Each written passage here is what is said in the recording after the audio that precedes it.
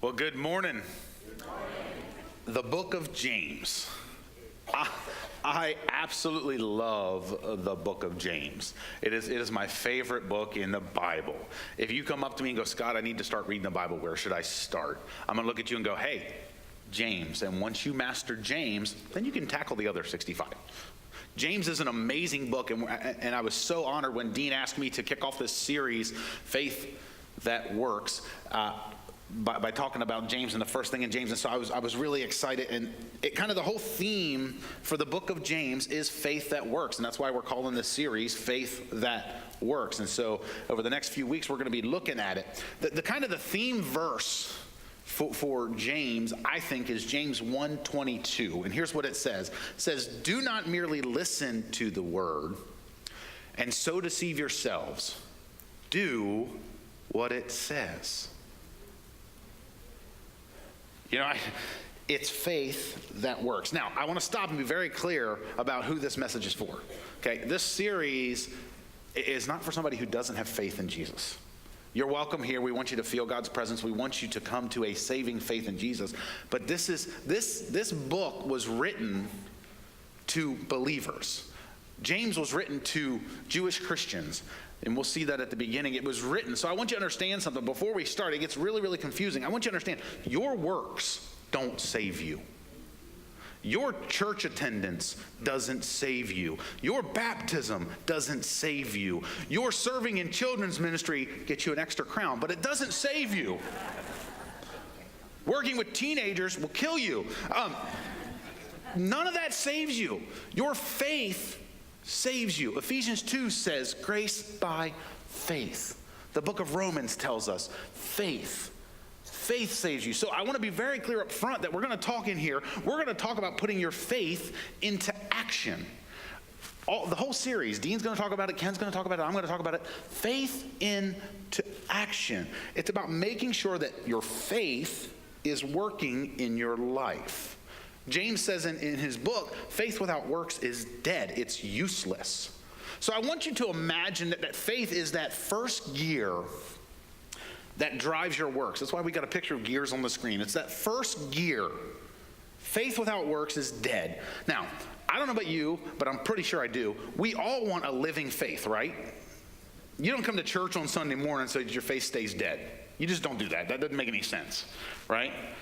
We all want a living faith. Well, it starts by putting our faith into practice. Let me try to explain it a little bit differently, okay? I want you to picture, I don't know if you guys can see this. I'll move this out of the way here real quick.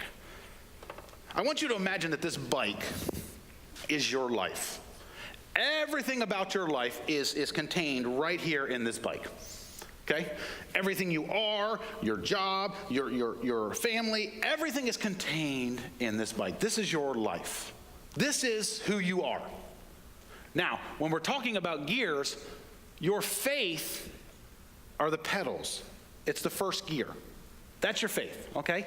It's good faith. It's stable. I can stand on it, right? I can trust it. It's here. This is faith. This is what drives everything. If you don't have this, you ever tried to ride a bicycle without pedals? You're not riding a bicycle. You're riding a scooter, okay? You just can't do it. This is faith. This is the gear that makes everything happen. If you don't have this gear on your bike, you have nothing. This is the gear. That's faith. You've got to have that first. Faith in Jesus. If you're here today and you don't have faith in Jesus, we want to invite you to take that step and believe that Jesus is who he said he was in the Bible, that he died for your sins and he paid the penalty so that you can have a relationship with him. That's faith. Now, if that's faith in your life, then this back gear, this back wheel, this back gear, that's works. And the Holy Spirit is the chain. Now, we're called to be the light of the world, right? And the moment I begin to put my faith into action, I become the light of the world, right? When I stop, I don't get to be the light of the world anymore. When I put my faith into action, when I have faith that works, I'm the light of the world, just like Jesus commanded me, just like James is going to talk about. I am the light of the world. I'm going to do this the entire message. No, I'm not going to do that, really. Yeah, making me tired. But you see, when we put our faith into action, we get to be the light of the world. That's what this whole series is about. So I'm going to let you know, we're going to step on toes because our toes are getting stepped on. We're going to challenge you. And James, I love James because he doesn't even waste any time. Like, he doesn't put any really wonderful greeting and like, oh, we're so glad we love you. No, he like, here we go, let's go. I love James. Practical theology. Rubber meets road. It's not deep theology that you got to sit and ponder. James is like, listen, giddy up. So let's start reading. We're going to do the first 12 verses today. Here we go. James 1. James, a servant of God and of the Lord Jesus Christ, to the 12 tribes scattered among the nations. Now I want you to stop and catch this. He's writing to the Jewish Christians that have been scattered because of their faith. Okay. He says, greetings. Consider it pure joy, my brothers and sisters, whenever you face trials of many kinds. Okay. 2 verses in. Let me stop. Okay. What? Okay. I want to do something different. Everybody take your right hand and put it up in the air. Just wave it in the air. No, wave it like, no, I'm just kidding. Don't do that. All right. Listen. Hold it up in the air. Now. All right, I want you to look around. You see all the hands in the air. If somebody's not putting their hand in the air, they're not listening. All right. Now, I want you to put your hand down if you have never experienced trouble. Some of you had to think about the way I said that. I know you were like, wait, is that the double negative? Okay, listen, if you saw somebody put their hand down, smack them so they've experienced trouble. All right? Listen, right? No, look around. Everybody in here has experienced some sort of trial, some sort of trouble, some sort of problem in their life. Okay, you can go ahead and put your hands down. This is where James starts. You ready? Here's your first point. This is going to be deep and shocking and revelationary. You are going to be like, this is amazing. You ready? Trials happen.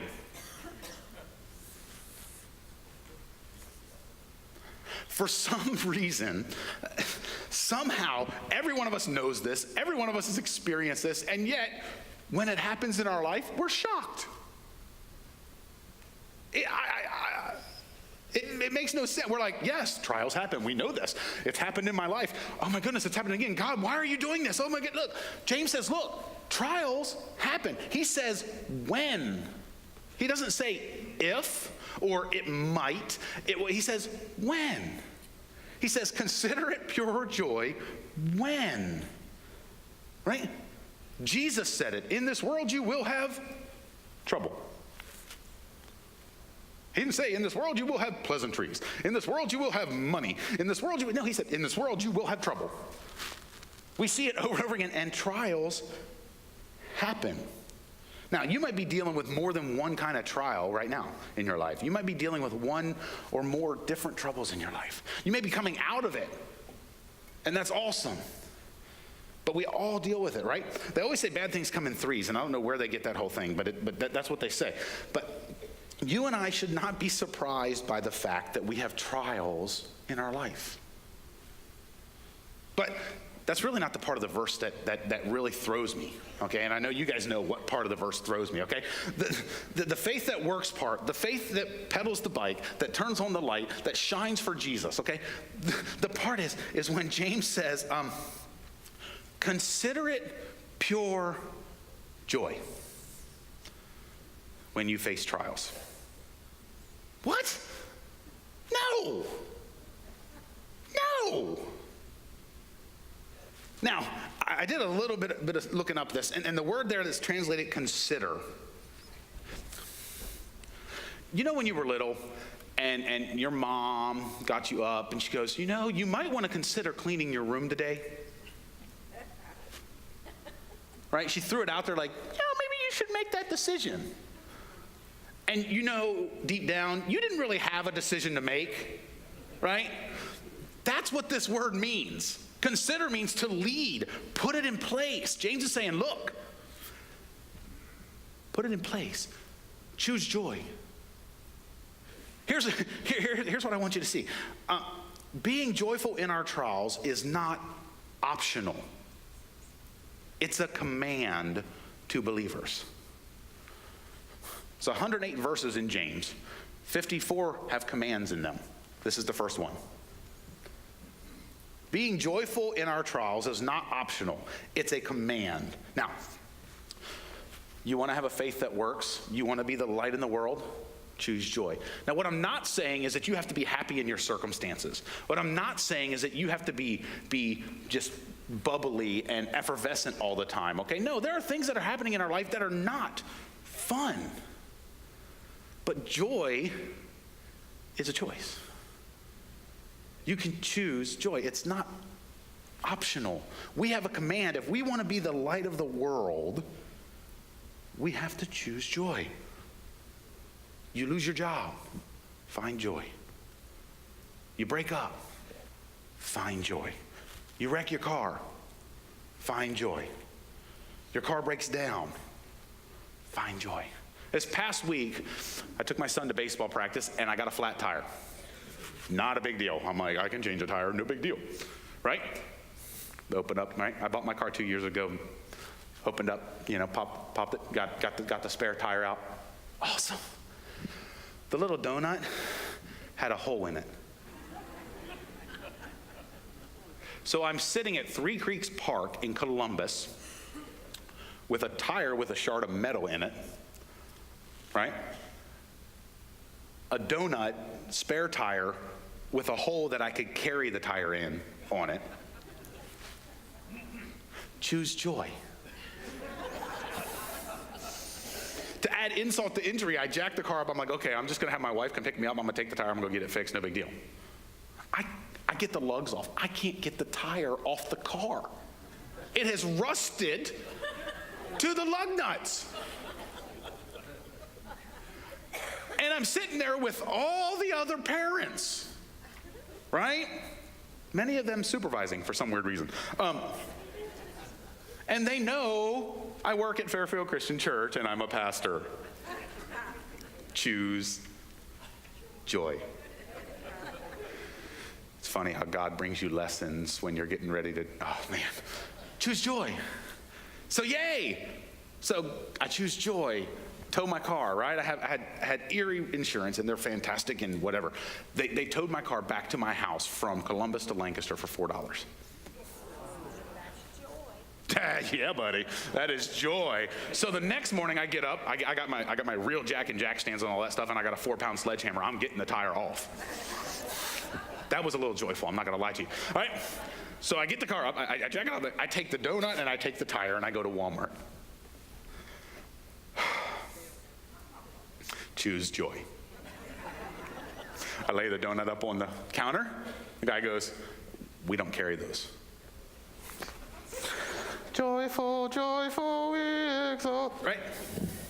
I go, okay, can you put a tire on my rim? It's in the back of the van. He goes, oh yeah, no problem.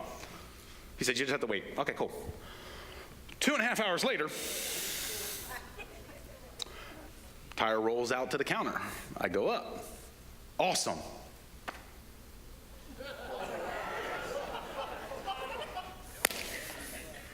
Choose joy. I'm like, 2.5 hours I was in Walmart. I didn't find anything to buy, apparently. I didn't have my wallet. Choose joy. So another hour and a half goes by. I go home. I jack the other side of my car up. I bring the second tire. I'm getting new tires anyway. So I bring it back in an hour. 4.5 hours later, I'm done with this project, and I'm choosing joy. I did not have to be happy that a piece of metal was in my tire. I did not have to be happy that they told me a car with a donut that didn't work. But I had to be joyful in the circumstance. Choose joy. Right? Now, how? I found this picture this week just by chance, which I thought was really, really funny, that demonstrates the way most of us choose joy. You ready? Go ahead. This, we're like, I'm going to be joyful, but I'm not going to be happy about it. Right? This was, I was like, I saw that Wednesday, and I'm like, oh, I'm using that. Okay, so how do we do this, right? Let's keep reading. We'll go back to verse 2. Let's go. Here we go. Consider it pure joy, my brothers and sisters, whenever you face trials of many kinds. Because, and wherever you see a because, pay attention. Because you know that the testing of your faith produces perseverance. Let perseverance finish its work so that you may be mature and complete, not lacking anything. Look at the because. Let's leave it up on the screen. Look at that because. Why should we consider it pure joy?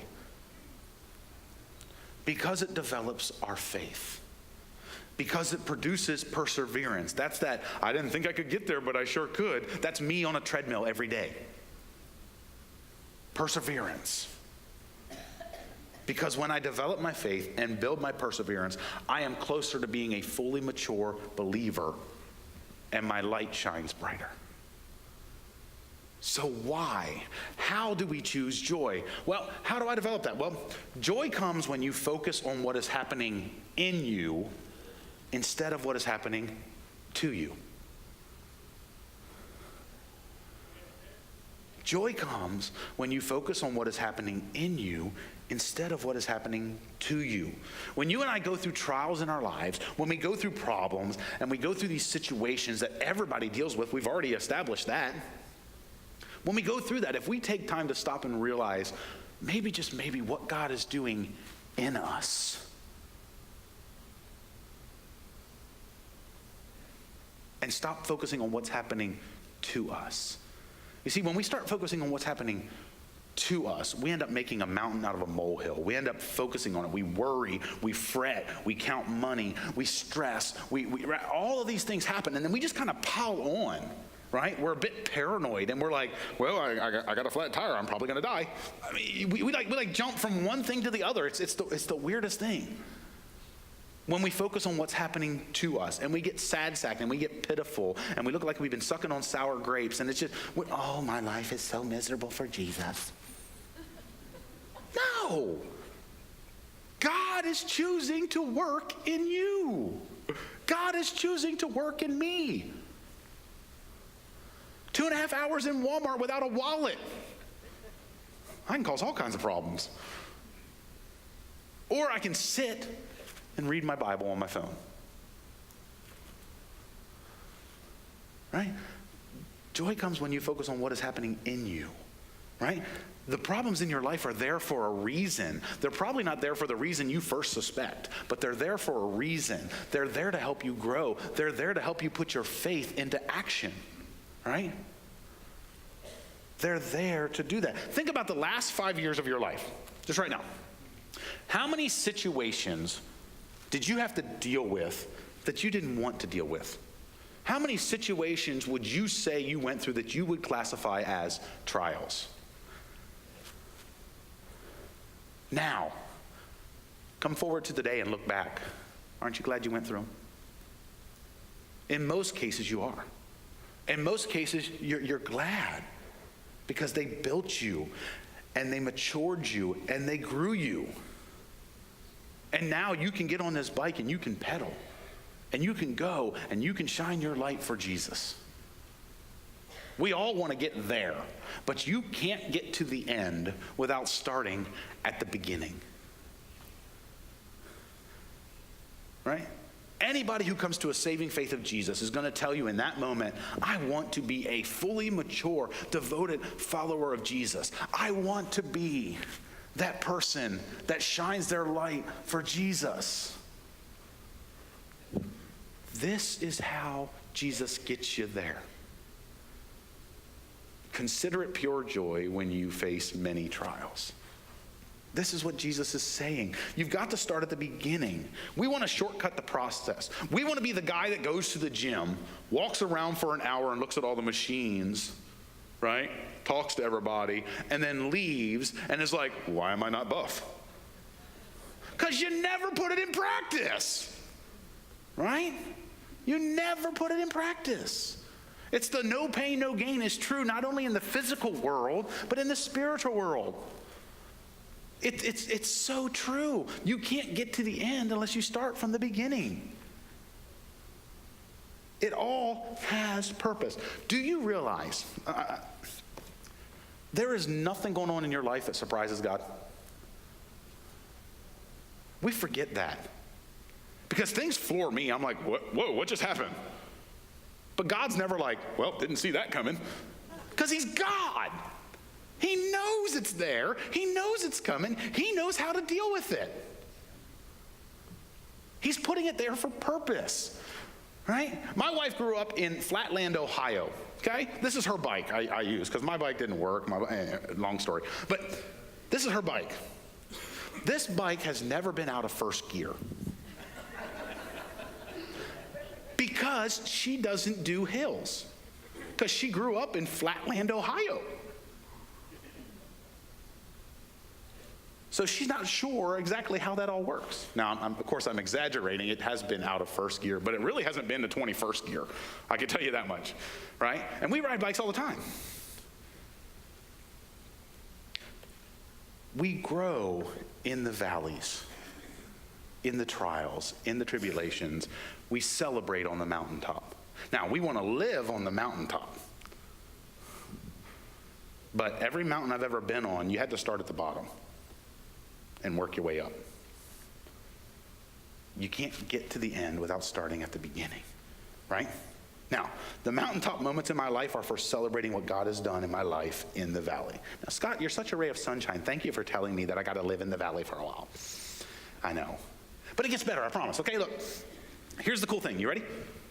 You don't have to go through trials alone. You don't have to go through them alone. Right? God says there will be trouble in your life. Thanks, God.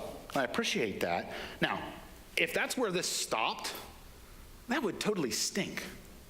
God said, congratulations, you're going to have trouble in your life. Good luck. Right? We'd all be like, yeah, I'm good. I don't really want that. It doesn't stop there. Look at verse 5. Here's what he says. If any of you lack wisdom, you should ask God, who gives generously to all without finding fault, and it will be given to you. But when you ask, you must believe and not doubt, because the one who doubts is like a wave of the sea, blown and tossed by the wind. That person should not expect to receive anything from the Lord. Such a person is double-minded and unstable in all they do. Okay. So the purpose of these trials is to help me develop as a mature believer. The purpose of these trials is to help me grow in faith and in perseverance and become perfect, lacking nothing, right? That's what James is saying. So God allows them to happen. God knows they will come. I know they will come. God's not surprised by it. I shouldn't be surprised by it. It's coming. I can choose joy. I can consider it pure joy, right? But the God who is not surprised by any situation we go through, the God who knows everything about us and our problems, the God who created the world and everything in it, that God says, hey, just ask me for help, and I'll give it to you. You need wisdom?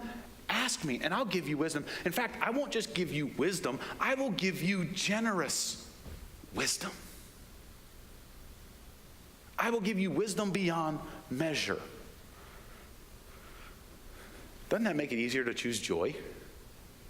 You've got God, like big G, almighty, all-powerful, all-everywhere God.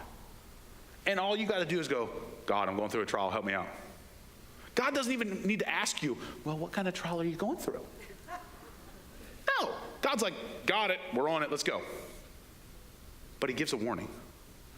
He says, look, ask and be prepared to ask, right? I'll give you help, and I'll give you generous help.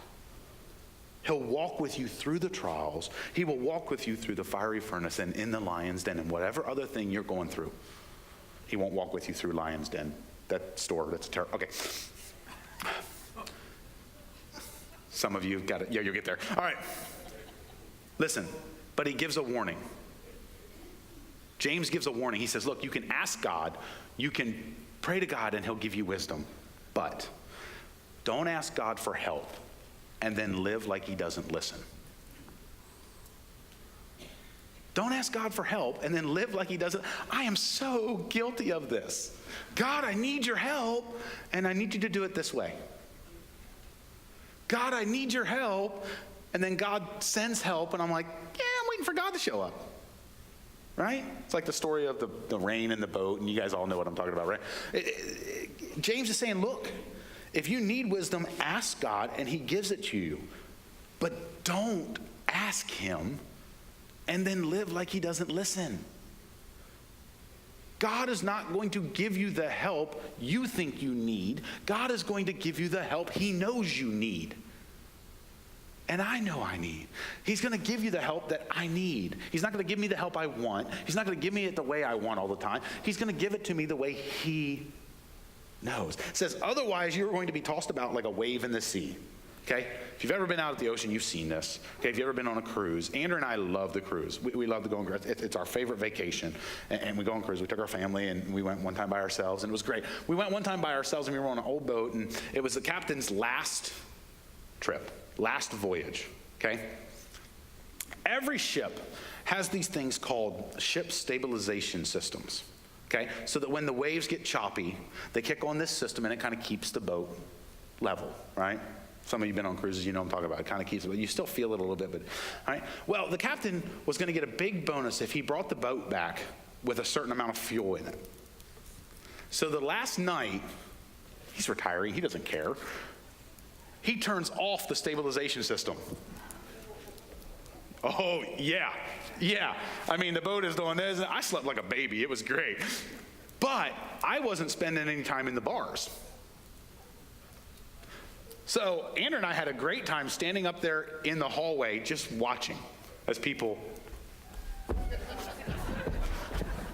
and they would run into the wall or they would run into the window. And I found it hilarious, but that was the image that came to my mind when it said tossed about by the waves of the sea. That giant ship just all over the place. And James is saying if you're going to be like that,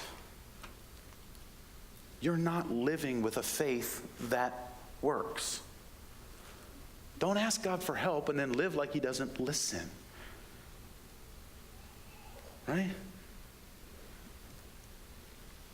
We just walk through life, banging into things, making things more difficult, adding on insults, adding on problems, adding on situations. It's like we get into a trial and then we go buy a shovel and make it deeper. God says, ask me for help and then trust me. We worry, we fret, we don't see the end, and all because we forget that we ask God for help.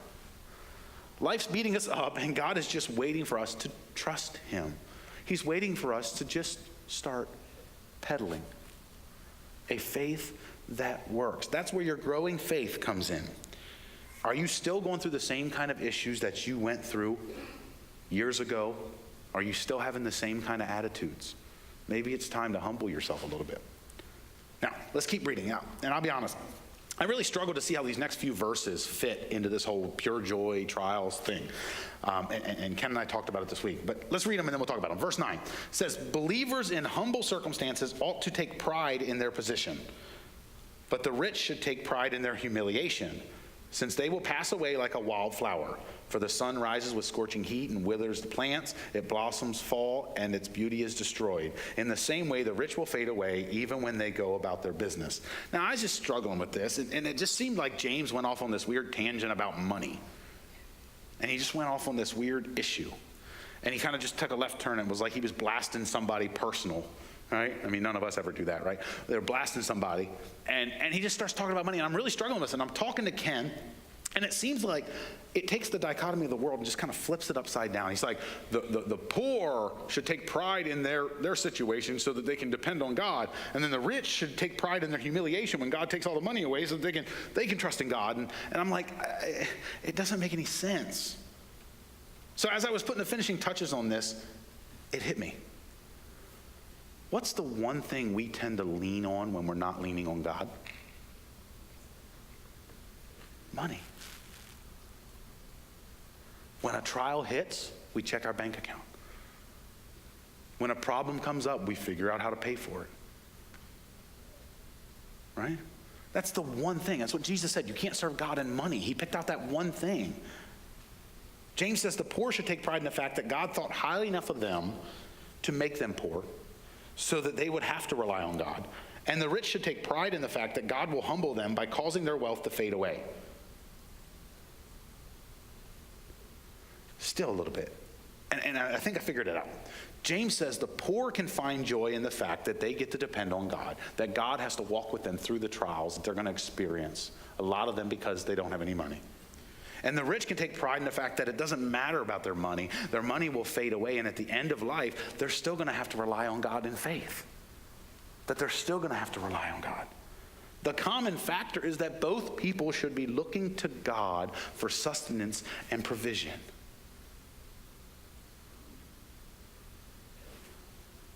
What does that have to do with your faith? Well, I think the whole principle in here is that faith grows best where easy stops.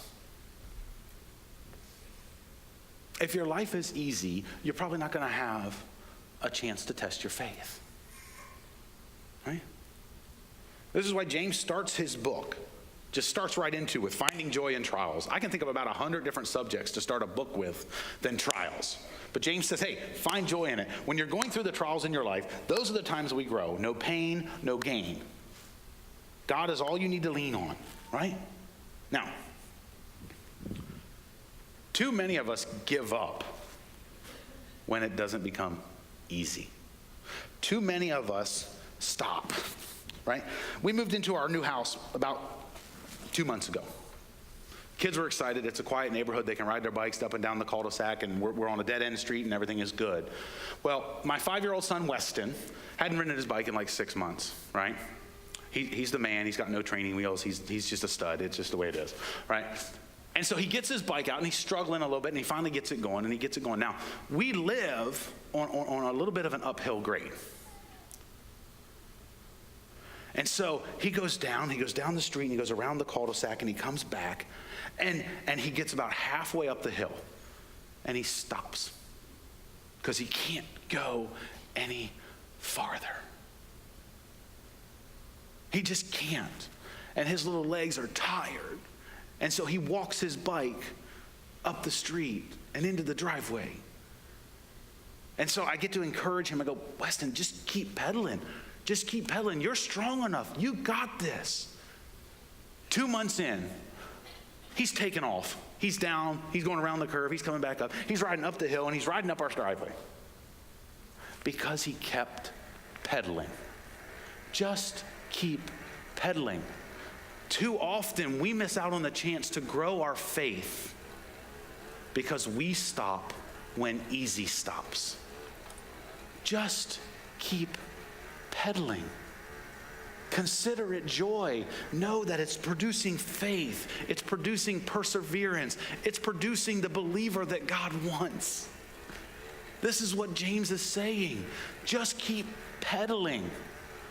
And I love how the way he ends this. Let's look at verse 12. Here's what he says.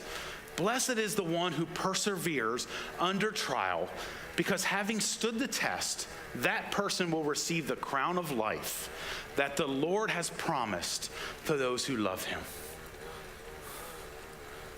Just keep pedaling.